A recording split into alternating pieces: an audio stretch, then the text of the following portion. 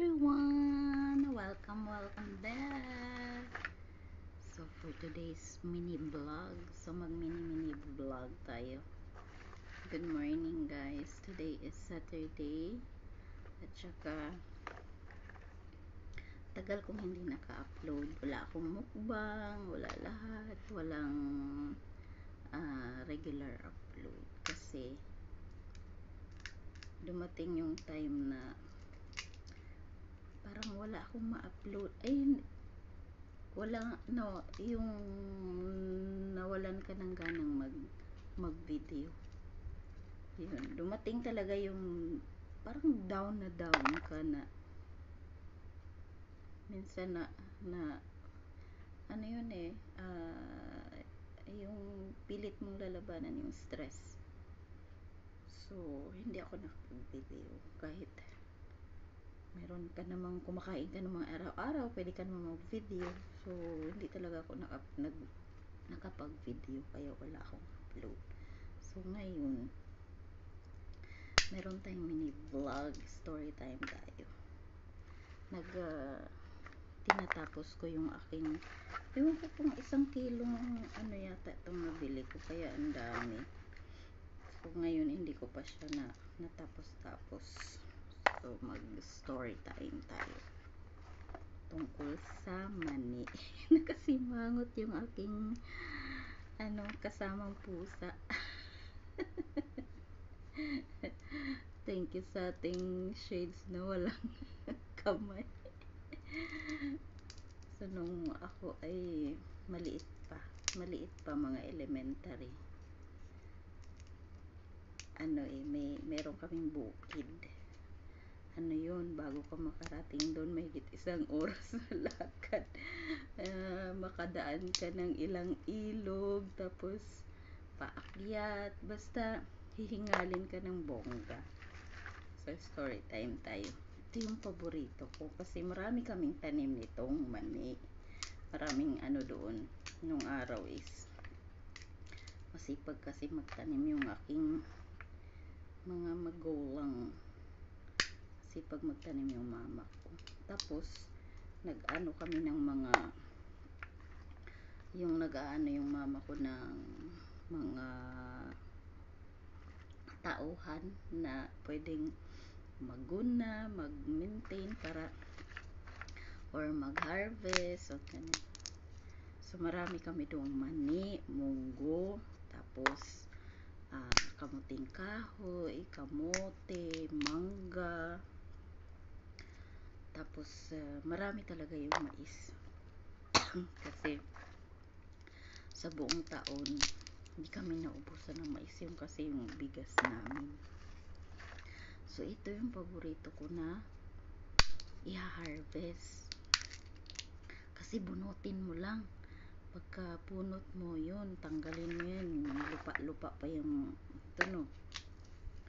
tapos hugasan mo doon sa ilog. Tapos pagdating nyo sa bahay, ayun, ilalaga. Tapos after kasi kain ka ng mani, after noon magkalibanga. Tapos minsan ibibenta yan ng mama ko doon sa tabuan kasi sako-sako yung ma-harvest mo, hindi lang kasi yung konti, madami talaga. Tapos minsan inaano namin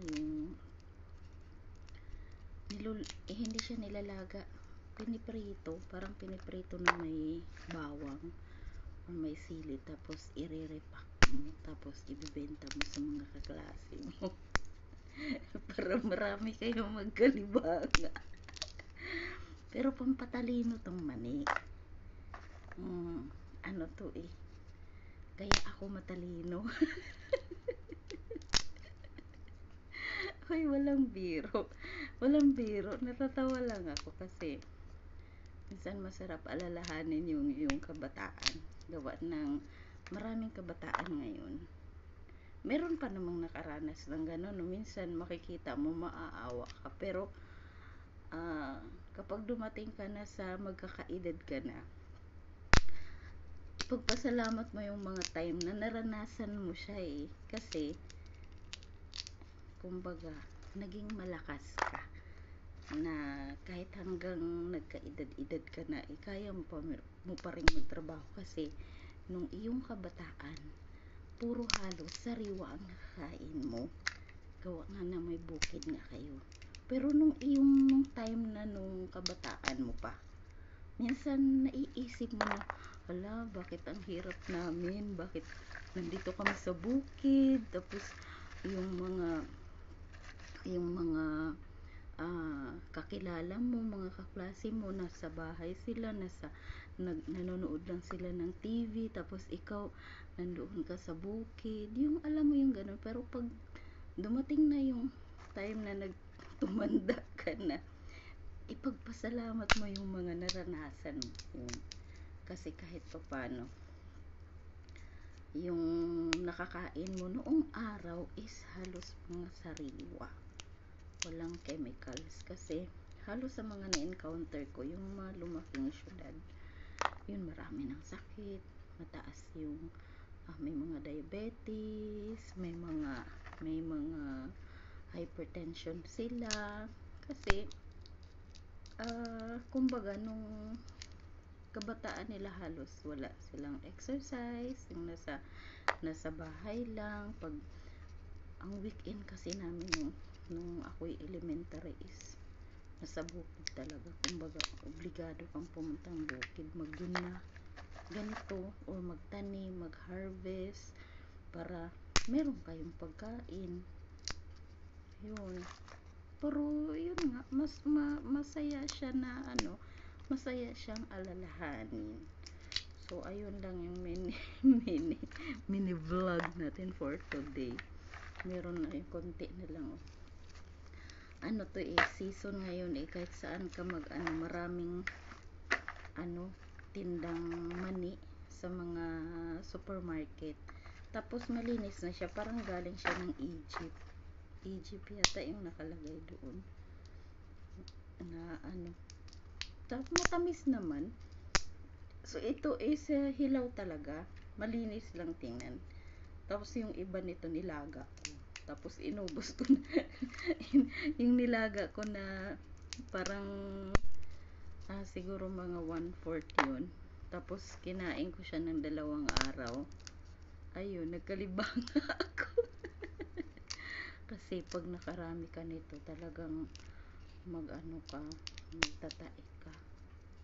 Kaya hanggat maaari kalma lang. kalma lang. Galit na yung ating pusa. O hindi siya nagalaw pala. So yun lang guys. So sa mga kabataan dyan, galaw-galaw, hindi, walang yung masaya lang siya alalahanin. So yun lang ang maisi-share ko. So yun lang guys, maraming salamat sa patuloy na sumusuporta sa isa't isa at nagbibigay ng time, diba?